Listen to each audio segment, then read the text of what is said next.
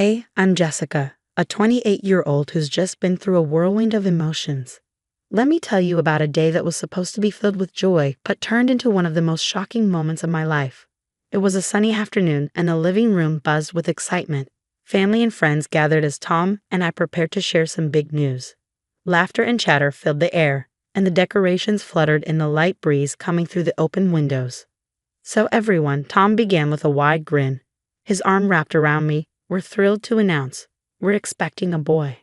Cheers erupted, glasses clinked, and warm congratulations enveloped us. I couldn't stop smiling, my hand resting on my belly as I felt a kick. Our little one already seemed to know the celebration was for him. But suddenly, the atmosphere shifted. I noticed Ryan, Tom's brother, stiffen across the room. His face, usually calm, twisted in barely concealed anger. "Why does it have to be a boy?" Ryan muttered, loud enough for those nearby, including me, to hear. His fists clenched at his sides. "Ryan, what's wrong?" I asked, a nervous chuckle escaping as I tried to ease the tension. "It's just a baby, our baby." "Just a baby that might take everything," Ryan snapped, stepping closer, his voice rising with each word. "You think I don't see what this means? That boy will get everything, won't he? The business, the money, everything." Tom moved forward, protective. "Calm down, Ryan. You're being ridiculous. He's just a baby, our first joy." But Ryan wasn't listening. His eyes, dark with fury, were locked on me. "No, I won't let that happen." Before anyone could react, Ryan lunged. The room gasped as his hand struck my belly. The pain was sharp, more from the shock than the force. I stumbled backward into Tom's arms, the room erupting around us. "What are you doing?" Tom roared, holding me steady. "Are you insane?" Ryan stood there, breathing heavily, his hands still raised. Slowly, the reality of what he'd done sank in as the expressions around the room shifted from shock to disgust. I couldn't find my words. The sting of the hit lingered, but fear for my baby overwhelmed me. I need to go to the hospital," I whispered, the tears threatening to fall. Tom's face was grim as he nodded. "We're leaving, now." As he guided me out, the last thing I saw was Ryan being held back by two uncles, his face a mix of anger and regret. The ride to the hospital was the longest of my life, every moment filled with dread until the doctors finally assured us the baby was fine. But something inside me had changed. The attack wasn't just a betrayal, it was a wake-up call. Sitting in that sterile hospital room, the joy of our earlier announcement was tainted by violence. Tom and I both knew things would never be the same. Ryan had crossed a line, one that couldn't be ignored. "Are you sure you're ready to talk about this now?" Tom's voice was soft as he sat beside me in the hospital corridor, his hand finding mine. "I have to, Tom, before I lose my nerve. What if next time the baby isn't okay?" My voice trembled, but my resolve was building. "Okay," he said gently. "I'm with you, whatever you need." Pulling out my phone, I dialed the non-emergency number for the local police. The line clicked. "Police department, how can I help you?" "I need to report an assault. It happened about an hour ago, at a family event. My brother-in-law hit me. I'm pregnant." "Are you in a safe location now?" the dispatcher asked. "Yes, I'm at the hospital." "Understood. We'll send an officer to take your statement. Can you provide the hospital address?" After giving the details, I hung up, the weight of my decision settling in. It was real now, officially reported. "We'll need a restraining order too," Tom said, already scrolling through his phone. "I don't want Ryan anywhere near you or the baby." "Yeah," I agreed, the disbelief still clinging to me. I can't believe he'd go this far, all over inheritance. Tom shook his head. "We've all seen him get heated over money." Tom's voice trails off, his anger palpable as we sit in a sterile hospital room. An officer arrives, a young woman with kind eyes. "I'm Officer Martinez. I'm here to take your statement," she says, pulling out a notepad. As I recount the events, Officer Martinez listens intently, her pen scratching across the paper. Tom interjects occasionally, his tone sharp with barely suppressed anger. Once I finish, she closes her notebook and nods. "We'll handle it from here. We might need you to come in to provide further details or formally identify him if it goes to court." "Thank you, officer. We'd appreciate it," Tom says, his voice calmer now. After the officer leaves, Tom and I head to another part of the hospital to file for a temporary restraining order. The process is bureaucratic, filled with paperwork and signatures, such a stark contrast to the emotional storm swirling inside me. Once this is filed, he'll be served by tomorrow.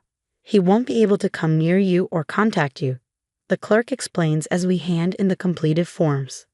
Walking back to the car, the air feels heavier, as if every step is both a retreat from danger and a step into an uncertain future. You think he'll fight it?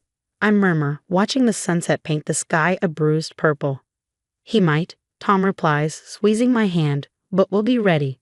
We have to protect our little guy. As we drive home, the silence isn't empty. It's thick with the weight of decisions made. It's the beginning of a battle we never wanted to fight. But when Tom reaches over to squeeze my hand again, I feel strength, ours together. A few days later, over coffee, Aunt Linda sits across from me, her eyes pleading. Can't you just let it go for the family's sake? It was a one-time thing. He didn't mean it. I look at her, incredulous. This wasn't just a minor slip-up, Linda. He attacked me. Well, I'm pregnant. What if he does it again? What if next time the baby isn't unharmed? But he's family, she insists. Family sticks together, right? Sticking together doesn't mean allowing abuse to go unchecked. The divide within the family grows as the case moves forward. Uncle Joe, firm over the phone, stands by me. He needs to learn, Jess. What Ryan did is inexcusable. You're doing the right thing. It's just hard, you know, being the one to stir things up. It's not stirring things up to demand justice, Joe reminds me. Meetings with lawyers and endless paperwork consume our days. Our attorney, Mr. Evans, is a seasoned man with a no-nonsense attitude. They might try to paint Ryan as a victim of momentary anger. Be prepared for that. How you respond in court will be crucial. Will they drag my past into this? Try to make me look bad? I ask, anxiety gnawing at my stomach. It's possible, Mr. Evans says, but stick to the facts. Your emotional response is powerful, but your calm recollection of events will carry more weight. The day of the trial, the courtroom is tense. Ryan sits across from me, composed but cold. The sight of him still sends a shiver down my spine. When I take the stand, the prosecutor starts. Can you tell us what happened on the day in question? I recount the events, my voice steady despite the storm inside me. The murmurs in the courtroom fade as I focus on the weight of my story. During cross-examination, Ryan's lawyer tries to shift the narrative. Isn't it true that your family has had issues with inheritance disputes? Yes, I admit, but that doesn't justify violence, especially against a pregnant woman, or anyone, for that matter. The courtroom is silent as the prosecutor thanks me. No further questions. Outside, the community's reaction begins to surface. Social media buzzes with opinions ranging from supportive to hostile. Stay strong, Jess. We're with you, one comment raves. Another criticizes, should have kept family matters private. Local news outlets pick up the story, reporters milling outside the courthouse. I hesitate. I decide to speak, stepping forward to address the reporters. This isn't just about me, I say, my voice steady. It's about standing up against violence, no matter where it comes from, even if it's family. As the trial progresses, Ryan's defense weakens. The evidence is undeniable, and the testimony's poignant. The community's support feels like a lifeline, keeping me afloat amidst the storm of public scrutiny. As the final arguments are made, I sit beside Tom, his hand gripping mine tightly. The jury leaves to deliberate, and the weight of their decision looms over us like a heavy cloud. But inside, a fire builds, a mix of fear, anger, and a fierce hope for justice. All rise, the bailiff calls out, and the courtroom echoes with the sound of shuffling feet as the judge re-enters. This is the moment of truth. The tension is palpable as everyone takes their seats. The judge surveys the room, her gaze briefly resting on me before turning to address the court. Defendant Ryan, please stand. Ryan rises, uncertainty replacing the arrogance he once displayed. Having reviewed the case and the evidence presented, I find you guilty of assault, the judge announces. This court sentences you to 3 years of probation and mandatory anger management therapy. You are also ordered to adhere to a permanent restraining order, prohibiting any contact with Jessica. A collective breath is released throughout the courtroom. Some people, like Tom and Uncle Joe, exhale in satisfaction, while others, like Aunt Linda, shake their heads, still conflicted by family ties. Thank you, Your Honor, I say, my voice barely above a whisper, grateful that justice has been served. As the gavel bangs, signaling the end of the trial, Ryan is led away, his head bowed. The family is divided. Some nod in agreement with the verdict, while others still struggle to accept it. Outside the courthouse, Tom pulls me into a tight embrace, the fresh air feeling like a release from the weight we've carried for so long. We did it, Jess. It's over. How do you feel? It's a relief, I admit, but it's also sad. It's not just about winning the case, it's about everything we've lost. The family is torn apart. Yeah, but we stood up for what's right, Tom says, his voice steady. For our family, for our son, he'll grow up knowing that. As we walk towards the car, I glance back at the courthouse. Its stoic bricks a silent witness to our turmoil. Later, at home, we sit together with cups of tea, the baby kicking as if he, too, senses the shift in our lives. Tom pulls out a tiny blue jumper from a bag, a soft smile on his face. I got this for our little champ, he says. He's going to need it, growing up so loved and protected. He really is, I agree, a lighter feeling settling in. Protected, loved, and maybe that's what matters most out of all this. We've given him a safer, healthier start. Yes, and we've learned a lot too, Tom adds. About boundaries, about standing up for ourselves. As the day turns into evening, I reflect on the past months, the legal battle, the family strife, the moments of doubt when I wondered if standing up was worth the personal cost. Do you think things will ever get back to normal with your family? Tom asks, his voice a mix of hope and realism. Maybe not the old normal, I reply thoughtfully, but we'll find a new way forward. Some bridges have been burned, but maybe they needed to be to protect our future. We'll build better ones for him, I say, gesturing to my belly, and for us. As we prepare for bed, the weight of the trial finally lifted. There's a sense of closure. Yet it's mixed with the realization that this is not the end. It's the beginning of a new chapter for our family. Good night, Jess, Tom whispers. Love you. Love you too, Tom, and thanks for everything. As I drift off to sleep, the challenges of the past blend with hopes for the future. Tomorrow will be about moving forward, about joy and anticipation for the new life we're about to welcome. The scars of the ordeal will heal with time, and the strength and lessons we've gained will guide us as we navigate this world together, fortified by our trials. Now, I have a question for you. Do you think pursuing legal action against family members is justified in situations like this, even if it might lead to permanent family rifts? Share your thoughts in the comments below. And don't forget to like this video if you enjoyed the story and subscribe to our channel for more content like this. Your support helps us keep bringing these stories to life. My name's Eliza. Growing up, the difference between me and my twin sister Anna was like night and day. She was the golden girl, and well, I wasn't. Our dad, a stern university professor, had his life's work tied up in books and lectures, while our mom was the quintessential housewife, dedicated to her home and family, pushing us to follow in her footsteps. From as early as I can remember, being at home felt more like sitting through a never-ending critique session. My parents had a blueprint for the perfect family, and it didn't include a daughter who wore band t-shirts and liked to keep to herself. "Eliza, why can't you be more like your sister?" was my mom's favorite line, usually tossed my way when I showed up at breakfast with my headphones in, trying to block out the world. Anna, on the other hand, basked in the glow of approval. "I just don't get why it's so hard for you to put on a nice dress and smile more," she'd say, flipping her perfect hair over her shoulder. It was like she was from a different planet.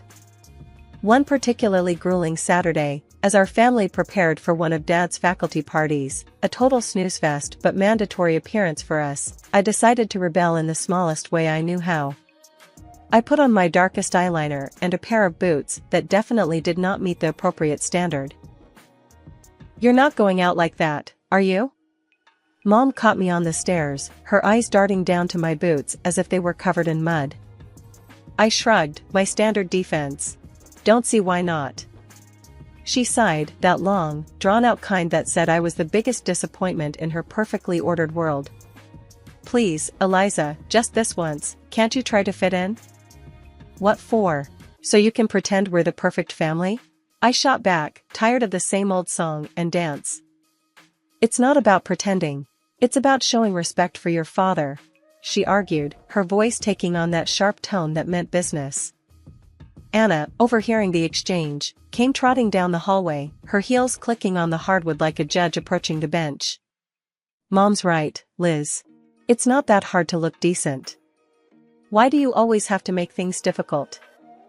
Maybe I don't want to be a clone of you, Anna, I snapped, feeling my face get hot. I hated these arguments, hated being compared. But more than anything, I hated feeling like the odd one out in my own home. Dad appeared at the bottom of the stairs, his brow furrowed. Enough, he commanded, his voice firm. Eliza, go change. Now. We're leaving in 10 minutes. His tone left no room for argument. He didn't yell, he didn't need to. The disappointment in his eyes was enough to send me marching back to my room to swap my boots for bland flats and wipe away half my eyeliner. As we drove to the party, the car was silent except for the classical music Dad insisted on playing because it was calming. I stared out the window, the trees blurring past. In that moment, I promised myself, someday I'd live a life where no one could tell me what to wear, how to act, or who to be. Someday, I'd be free from the echo of these expectations. My room was the only corner of the house where I could pretend I was somewhere else, anywhere else. Unlike the rest of the house, which was filled with my parents' choices, my room was mine. It wasn't much, just 4 walls covered in sketches and music posters, but it was my escape from the reality of my family's expectations. One evening, as I was trying to lose myself in a playlist of my favorite bands, Dad knocked and marched into my room, his face set in a familiar frown. Eliza, turn that noise down. And why haven't you studied with Anna today? You know you both have exams coming up, he said, his voice stern. I pulled out one earbud and looked up at him, trying to keep my voice even. I've been studying, just not with Anna. I learn better on my own. Dad shook his head, clearly not buying it. You know the rules. Your sister gets good grades, and you should be doing the same. I don't see why you always have to make things difficult. It's not about making things difficult, I said, my frustration growing. I just don't see why I have to follow Anna's way of doing everything. Can't I have my own way of studying? He didn't respond to that, just switched his complaint. And those friends of yours, I saw you with them at the cafe yesterday. I don't think they're a good influence. You should be spending time with the daughters of my colleagues. They're more suitable. I felt my temper rise. Suitable for what? For you? Because they talk about economics and pretend to enjoy those boring university gatherings? Before he could answer, Mom appeared at the doorway, her voice sharp as she joined in. Eliza, your father is right. Those girls are from good families. They know how to behave. They're the kind of friends you should want. I stood up, facing both of them. What if I don't want friends who are picked for me? What if I want to choose my own friends, choose what I study, or even what I want to be? That's enough, Eliza, Mom said, her tone final. You know your future is with the university.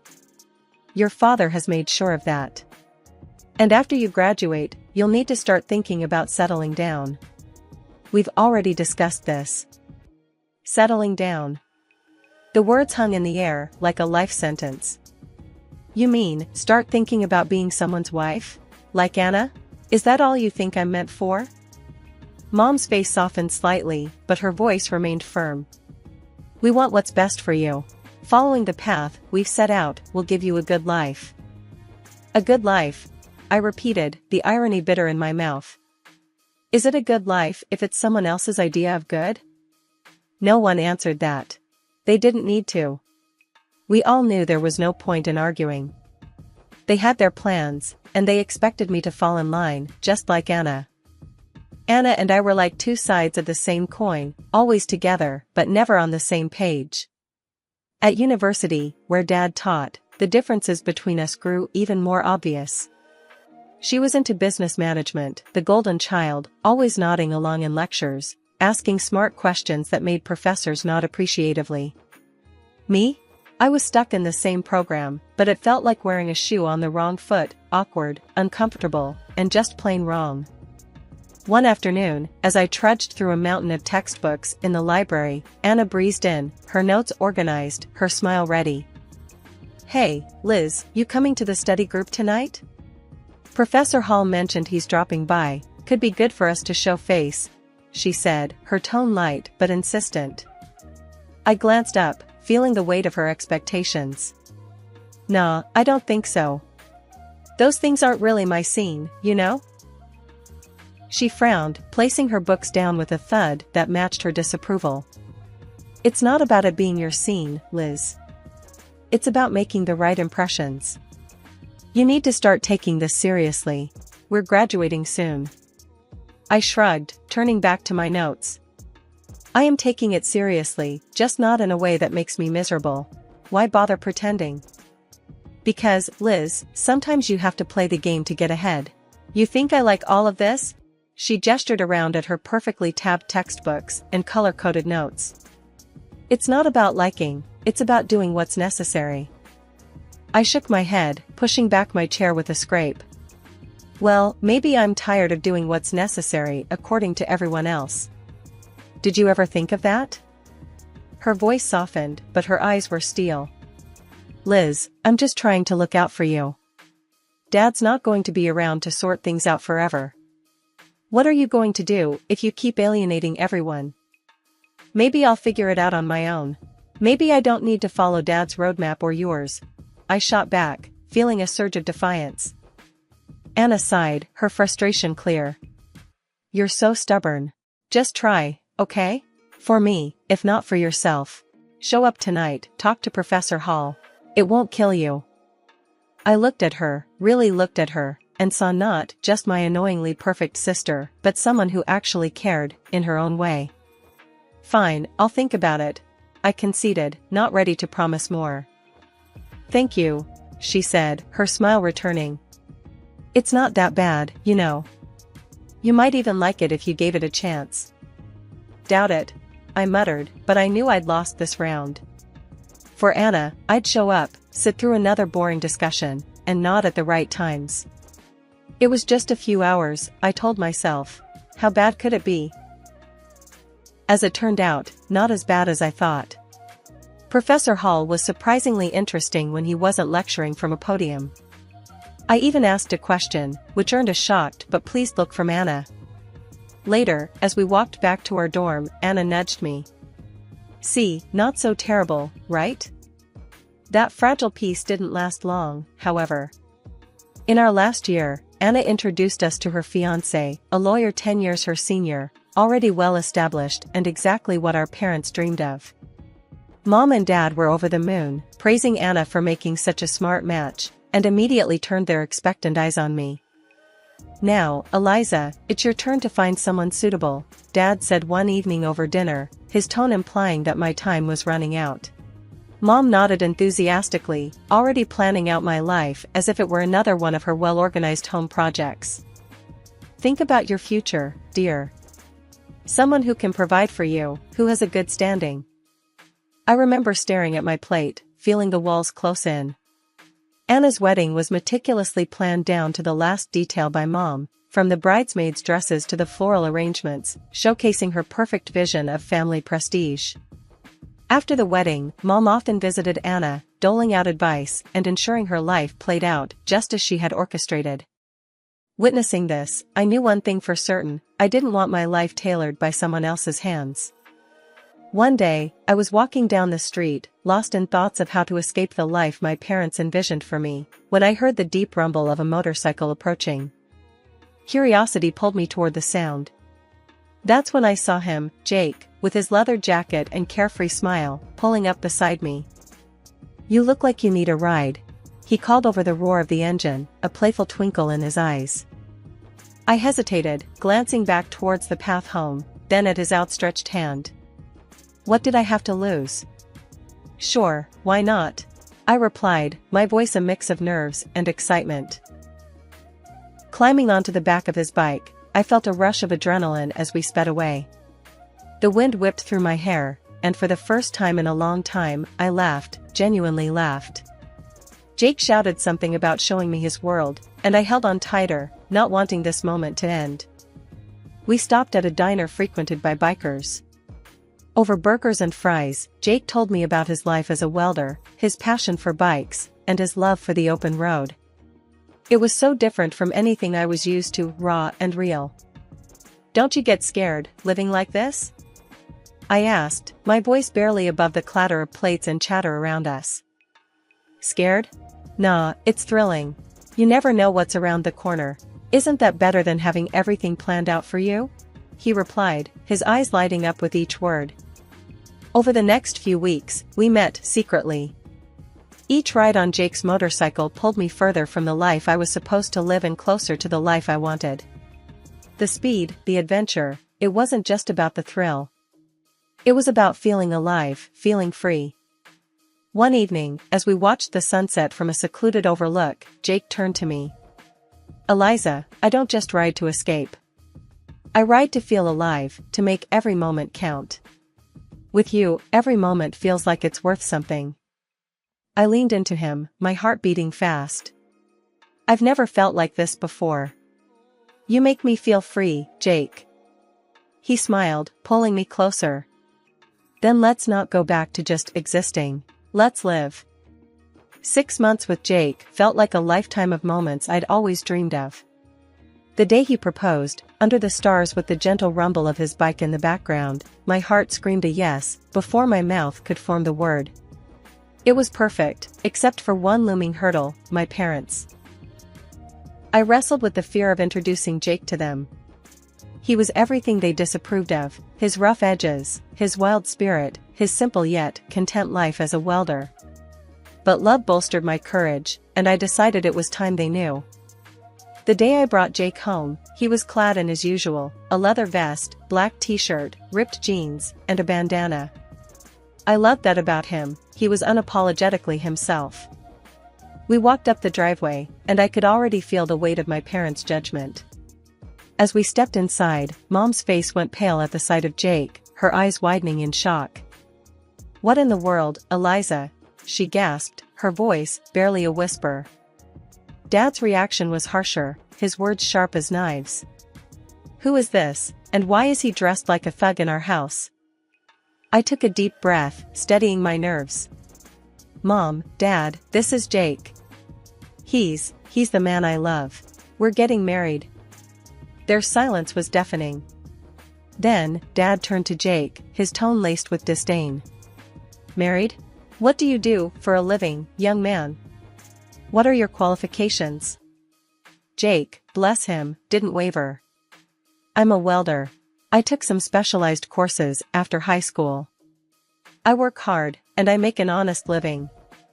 The look on my parents' faces was a mix of horror and disbelief. Mom looked like she might faint. "A welder? Eliza, you can't be serious." Dad's voice rose, anger flaring. "You expect us to give our blessing to this? To throw away your future for a welder?" I felt my resolve harden. "Yes, because he makes me happy. Isn't that what should matter?" "But the life you'll lead," Mom started, her voice tremulous. "Will be the life I choose," I shot back, my own voice gaining strength. Dad shook his head, his decision clear. "We cannot and will not support this. If you choose him, don't expect to be a part of this family." The finality in his tone broke my heart, but not my decision. Jake squeezed my hand, giving me the strength to face them. "Then I choose Jake. I choose us. I choose my happiness." Mom's eyes filled with tears, and Dad's jaw clenched tight. "If you walk out with him, don't bother coming back," Dad said, his voice cold. Walking away from my parents' house with Jake, my heart was a mess of emotions, pain, relief, excitement, and fear all mixed into one. The night air felt different, like each breath I took was a step further into a new life. We rode in silence for a while, the only sound the steady roar of the motorcycle beneath us. When we finally stopped at a small diner on the outskirts of town, Jake turned to me, his face serious. "You sure about this, Eliza? I mean, really sure? There's no going back after tonight, he said, his eyes searching mine for any hint of doubt. I nodded, squeezing his hand tightly. I've never been more sure of anything. Being with you, this feels right. It feels like what I'm supposed to do. He smiled, that reckless, charming smile that had won me over the first day we met. All right, then. Let's do it. Let's start our life together. Inside the diner, we found a quiet booth in the corner. The waitress brought over 2 coffees without asking, and we sat there, planning our next steps. So, what's first? I asked, stirring cream into my coffee, watching it swirl and blend. We'll need to find a place to stay, at least for a while. Then, maybe look for jobs. I have some buddies who can help us get started, Jake replied, his tone practical, but optimistic. It's going to be tough, isn't it? I said, more a statement than a question. The reality of what we were doing was beginning to sink in. Jake reached across the table, his hand covering mine. It might be, but we'll handle it together. Tough is nothing new for either of us, right? I couldn't help but laugh, a short, sharp burst of genuine amusement. Right. Together. We spent hours in that diner, talking and planning. Every so often, Jake would throw out an idea that sounded so wild, so free, that it made my heart jump. And maybe one day, we'll save enough to take that road trip across the country, just you, me, and the open road. I'd like that, I said, allowing myself to dream bigger than I had ever dared. Riding back into the city, we began our search. The next weeks were a blur of activity. We found a small apartment on the edge of town, nothing fancy, but it was ours. Jake found work at a local garage, and I picked up shifts at a nearby diner. Life was hard, but it was ours. We made do with what we had, and every night when we came home to each other, it felt like we had everything. Months later, we decided it was time to make it official and got married in a small, intimate ceremony. I held on to a sliver of hope that my family would show up, that they would see how happy I was and let go of their prejudices. But the chairs reserved for them remained empty, and no congratulatory messages came. Despite the sting of their absence, the day was perfect because it was ours. Over time, I grew incredibly close to Jake's mom. She welcomed me with open arms, calling me her daughter, filling in the gaps left by my own family. Her warmth and acceptance healed some of the wounds left by my parents' rejection. Things were finally looking up for Jake and me. After he completed additional diving training and became a certified underwater welder, his income shot up to $150,000 a year. That change made a world of difference. We managed to buy a townhouse in a nice area, the kind of place I'd always daydreamed about but never thought I'd actually live in. I started working as a dispatcher in Jake's company. It wasn't just a job, it felt like I was part of something important, supporting the man I loved and building our future together. On weekends, we'd escape the city on his bike, roaring through winding roads and taking in breathtaking views of nature. Those moments, with the wind in my hair and his warmth against my back, were pure bliss. Living nearby, my mother-in-law became a frequent visitor. One such afternoon, while Jake was tinkering in the garage and I was fixing us some coffee, she arrived looking a bit troubled. "There's been some ugly news," she said as she settled down at the kitchen table. "Something about a professor at the university involved in a harassment scandal." My heart skipped a beat. "Oh? Did they say who it was?" I tried to keep my voice steady, dreading the answer. She shook her head. "No, they didn't mention a name on the radio, but you know how these things go. It's probably all over the TV by now." Nodding, I flicked on the television, tuning into the news. Sure enough, there was a report on the scandal, and as I had feared, my father's face appeared on the screen. The anchor detailed accusations against him, and I felt a cold wave of disbelief wash over me. Turning off the TV, I sat down heavily, trying to process the news. Jake came in, wiping his hands on a rag, and saw my face. "What's wrong, babe?" he asked, his brow furrowed in concern. I swallowed hard, my voice barely a whisper. "It's my dad. He's been accused of harassing a student." Jake's expression hardened for a moment before he came over and took my hand. "I'm sorry, Eliza. That's tough news. How do you want to handle this?" I shook my head, not really sure of anything at the moment. "I don't know. I mean, what can I even do? It's not like we're close anymore." He squeezed my hand, understanding. "Whatever you need, I'm here for you. We don't have to figure it all out right now." I decided to wait and see how things unfolded before making any moves. Whatever decision I made, I knew I'd have Jake by my side, and that was the reassurance I needed to face whatever came next. Life had been peaceful until that unexpected afternoon at work, when a familiar car pulled into the parking lot. I hadn't seen my parents in a long while, and the sight of them stirred up a mix of emotions I thought I had put to rest. Both of them looked dramatically changed. The scandal had taken its toll. Mom had lost a lot of weight and looked years older, while Dad appeared broken, a shadow of the stern man he once was. My mother spotted me and rushed over, arms open as if nothing had happened, as if years of distance and disapproval could be bridged in an instant. But I couldn't embrace her, not now. Instead, I stepped back and took Jake's hand, looking for strength in his presence. "Eliza, it was so hard to find you," Mom said, her voice cracking with emotion. Dad, ever the gruff one, cut to the chase, his voice harsh and bitter. "I was accused unfairly, you know. I went to your sister's husband for help, but that bloodsucker wanted a fortune. Your sister sided with him, and now they've kicked us out. We need your help." I stared at them, disbelief and anger swirling inside me. "Help? After all these years, you show up and demand help? We have nowhere else to go." Mom's voice was desperate. "They've disowned us too. We thought, maybe we could stay with you." I almost laughed at the absurdity. "Stay with me? After you disowned me? You made it clear I wasn't your daughter anymore." Dad's face turned red, his old temper flaring up.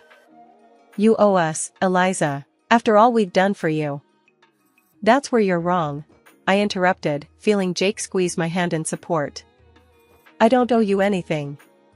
You threw me out because I chose my happiness over your demands. And now you want what? To just move in and pretend like we're a family?" The situation was spiraling, and I could see people watching, a crowd beginning to form. Mom started to cry, her sobs loud and attracting even more attention. "You're being ungrateful, after everything we've done for you," she accused through her tears. I took a deep breath, my decision clear. "No, Mom. I'm not ungrateful. I'm free. And happy. You made your choices, and now you have to live with them."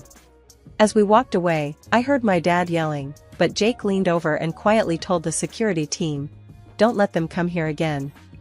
The following months flew by, filled with love and peace.